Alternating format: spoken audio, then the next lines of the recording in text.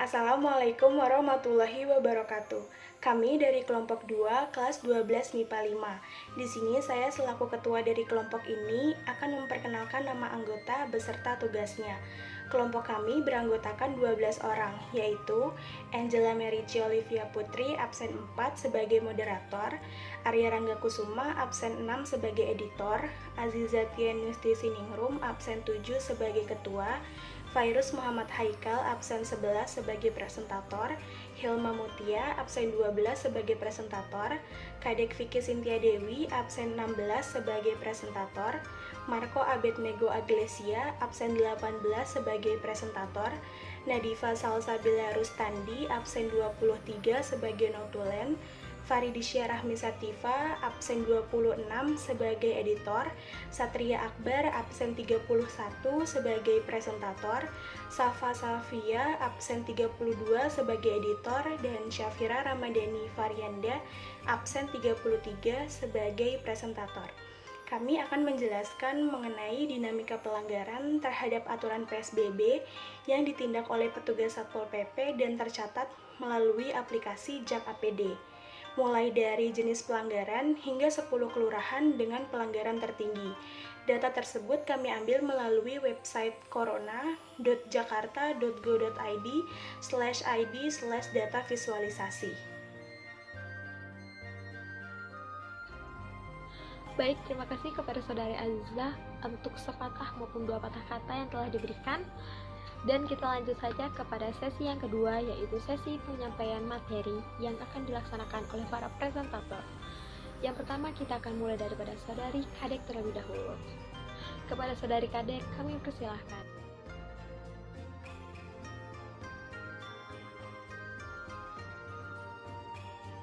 Dashboard penindakan pelanggaran oleh Satpol PP. Jumlah pelanggar dalam penindakan pelanggaran oleh Satpol PP dalam kurun waktu 1 sampai 14 September 2020 mengalami kenaikan dan penurunan jumlah pelanggar tiap harinya. Kurun waktu 1 sampai 3 September terjadi penurunan. Tanggal 1 September 233 pelanggar, tanggal 2 September 212 pelanggar, dan tanggal 3 September 183 pelanggar. Kurun waktu 4 sampai 5 September terjadi kenaikan dan penurunan, di mana tanggal 4 September 193 pelanggar dan tanggal 5 September 63 pelanggar. Kurun waktu 6 sampai 11 September terjadi kenaikan, di mana tanggal 6 September 119 pelanggar, tanggal 7 September 844 pelanggar, tanggal 8 September 1398 pelanggar, dan tanggal 9 September 1523 pelanggar. Kurun waktu 10 sampai 12 September terjadi penurunan jumlah pelanggar, tanggal 10 September 1415 pelanggar, tanggal 11 September 1052 pelanggar, dan tanggal 12 September 227 pelanggar.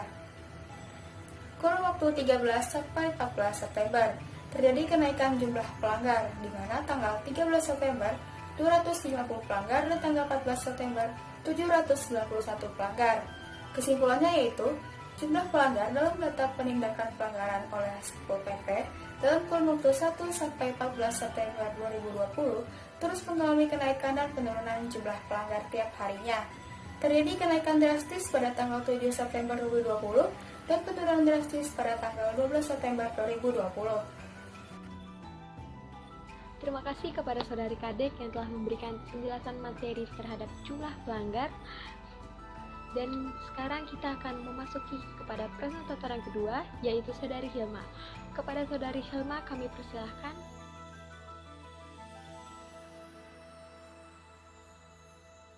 Untuk persentase pelanggar PSBB yang ditindak oleh Satpol PP berdasarkan dari umur pelanggarnya sendiri, yaitu untuk umur di atas 60 tahun sebesar 2,1%, kemudian antara 51 tahun sampai 60 tahun sebesar 6,4%, lalu untuk umur di bawah 10 tahun sebesar 10,1%, kemudian dari 41 tahun sampai 50 tahun sebesar 13,5%, dari antara 11 tahun sampai 20 tahun sebesar 17,4%, antara 31 tahun sampai 40 tahun sebesar 19,4%, dan untuk antara 21 tahun sampai 30 tahun sebesar 31,1%. Kemudian, untuk persentase berdasarkan jenis kelamin para pelanggar PSBB yang ditindak oleh Satpol PP, yaitu persentase laki-laki lebih besar dibandingkan persentase dari perempuan. Untuk persentase laki-laki sendiri, yaitu sebesar 81,7%, sedangkan persentase perempuan sebesar 18,3%. Terima kasih kepada Saudari Hilma untuk penjelasan materi mengenai umur beserta jenis kelamin daripada para pelanggar itu sendiri. Dan kita akan memasuki kepada presentator kita yang ketiga, yaitu Saudara Satria. Kepada Saudara Satria kami persilahkan.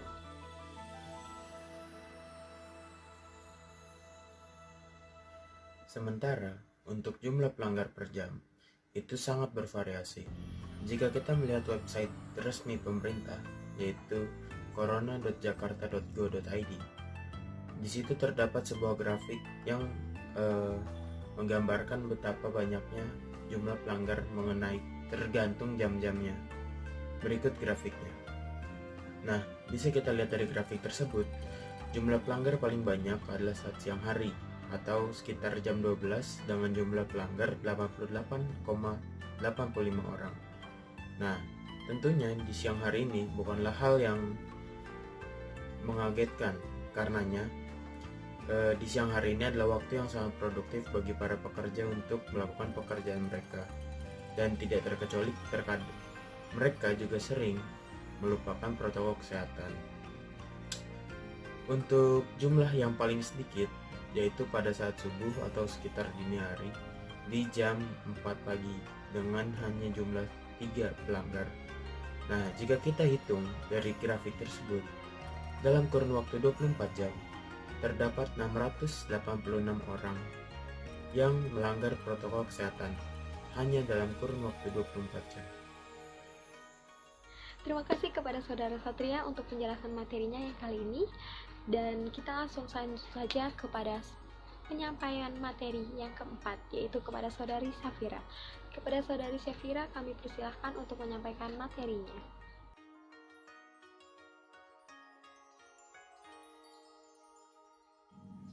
Pada kali ini saya akan menjelaskan tentang jenis pelanggaran dan jumlah pelanggaran pada dashboard penindakan pelanggaran oleh Satpol PP. Yang pertama yaitu tidak menggunakan masker sebanyak 8.375 jumlah pelanggar. Yang kedua, tidak menggunakan masker dan tidak mengatur waktu kunjungan sebanyak 14 jumlah pelanggar. Yang ketiga, tidak mengatur waktu kunjungan dan tidak menggunakan masker sebanyak 14 jumlah pelanggar. Yang keempat, tidak menggunakan masker dan tidak menjaga jarak antar orang sebanyak 12 jumlah pelanggar. Yang kelima, tidak mengatur waktu kunjungan sebanyak 8 jumlah pelanggar. Yang keenam, tidak menjaga jarak antar orang dan tidak menggunakan masker sebanyak 8 jumlah pelanggar. Yang ketujuh, mengharuskan pengunjung berbagi alat makan dan alat minum dan tidak menggunakan masker sebanyak 3 jumlah pelanggar. Yang kedelapan, tidak membatasi jumlah pekerja atau pengunjung paling banyak 50% dari kapasitas tempat atau fasilitas umum dan tidak menggunakan masker sebanyak 2 jumlah pelanggar. Yang kesembilan, tidak menjaga jarak antar orang sebanyak 2 jumlah pelanggar. Dan yang ke-10, tidak menggunakan masker, tidak melakukan pembersihan dan disinfeksi secara berkala di area tempat atau fasilitas umum sebanyak 2 jumlah pelanggar. Terima kasih kepada Saudari Syafira yang telah menjelaskan mengenai jenis-jenis pelanggarannya, dan kita langsung lanjut kepada presentator kita yang kelima, yaitu Saudara Marco. Kepada Saudara Marco kami persilahkan.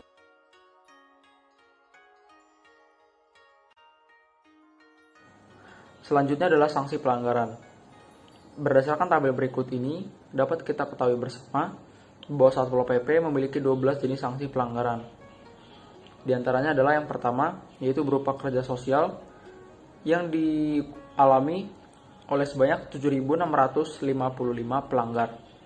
Dan yang kedua, terdapat denda administrasi dengan jumlah pelanggar sebanyak 652 pelanggar, serta total denda kumulatif sebanyak Rp83.736.850. Selanjutnya di nomor 3 terdapat kerja sosial yang diikuti dengan teguran tertulis yang dialami oleh sebanyak 90 orang pelanggar. Dan nomor 4, terdapat jenis sanksi pelanggaran berupa teguran tertulis yang diikuti dengan kerja sosial yang dialami oleh sebanyak 23 pelanggar.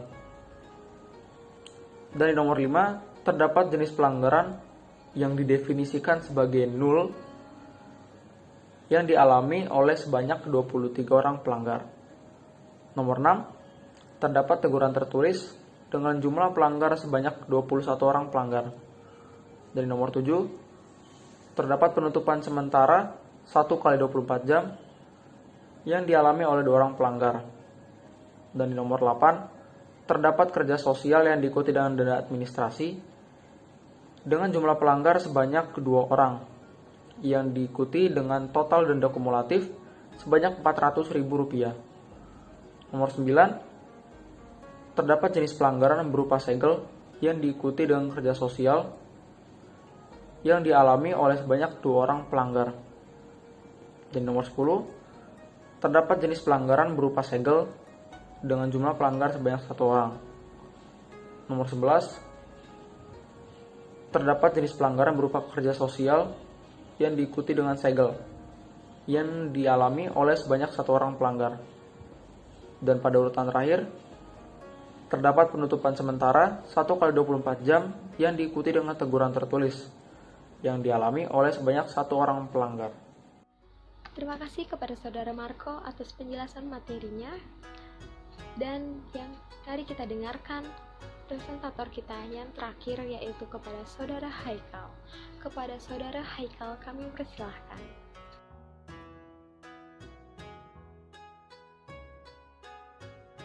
Lalu ada persebaran lokasi pelanggaran yang dapat dilihat pada peta berikut ini.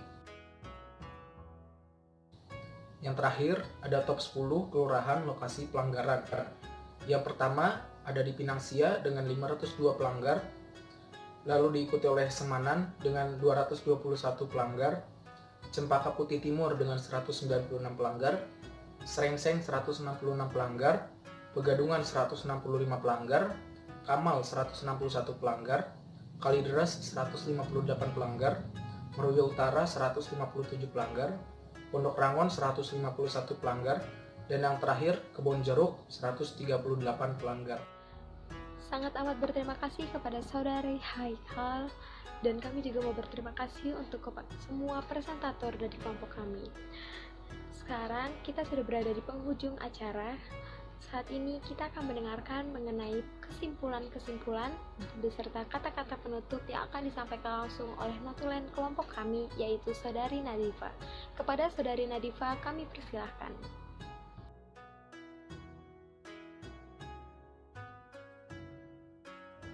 Satpol PP atau Satuan Polisi Pamong Praja adalah perangkat pemerintah daerah dalam memelihara ketertiban dan ketentraman umum serta menegakkan peraturan daerah. Organisasi dan tata cara kerja Satpol PP ditetapkan dengan peraturan daerah. Dari dashboard penindakan pelanggaran oleh Satpol PP dapat ditarik kesimpulan sebagai berikut.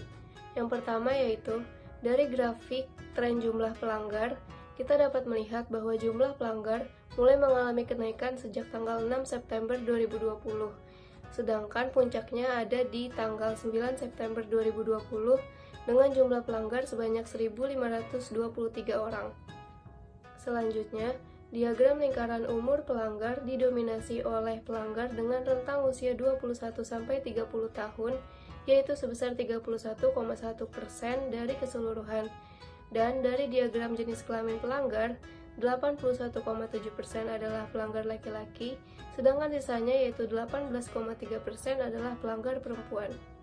Dari subdata rata-rata jumlah pelanggaran per jam, pelanggaran yang ditindak oleh Satpol PP ternyata lebih banyak terjadi dari pagi hingga sore hari, dimulai dari pukul 9 pagi, dan puncaknya adalah pada pukul 12 siang, yaitu dengan rata-rata 88,85.